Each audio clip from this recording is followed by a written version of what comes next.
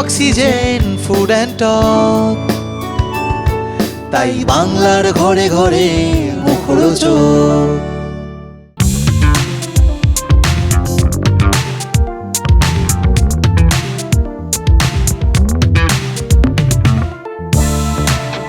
বাংলা টেলিভিশনের অন্যতম জনপ্রিয় রিয়েলিটি শো দাদাগিরিতে শুরু হলো এক নতুন অধ্যায়। বহু বছরের পরিচিত মুখ সৌরভ গঙ্গোপাধ্যায়ের পর এবার সঞ্চালকের আসনে টলিউড সুপারস্টার দেব। আর প্রথম দিনের শুটিং ঘিরে ছিল চোখ ধাঁধানো আয়োজন। বিশ্ববাংলা কনভেনশন সেন্টারে সকাল থেকেই ছিল উৎসবের আবহ। চারিদিকে বাজছিল দাদাগিরির জনপ্রিয় টাইটেল ট্র্যাক। সম্পূর্ণ কালো পোশাকে লাল গালিচায় অতিথিদের স্বাগত জানান নতুন দাদা দেব।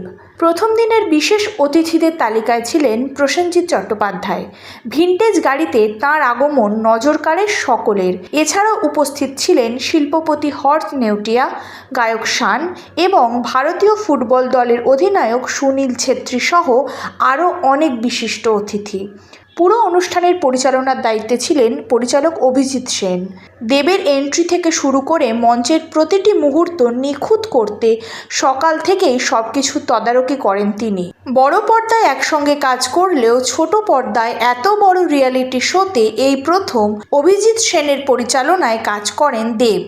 অন্যদিকে সঞ্চালক হিসেবে দেবকে প্রথমবার সামনে থেকে দেখার জন্য রাজ্যের বিভিন্ন প্রান্ত থেকে ছুটে আসেন তার অনুরাগীরা। সিঁথি, এন্টালি, খিদিরপুর সহ কলকাতার বিভিন্ন এলাকা থেকে নানা বয়সের ভক্তদের ভিড়ে জমে ওঠে অনুষ্ঠানস্থল। মশাল প্রজ্বলনের মধ্য দিয়ে শুরু হয় দাদাগিরির নতুন সফর। এখন দেখার সঞ্চালক হিসেবে দেব কতটা মন জয় করতে পারেন সকল দর্শকদের, আর দাদাগিরির এই নতুন অধ্যায় কতটা জনপ্রিয়তা পায় সকলের কাছে।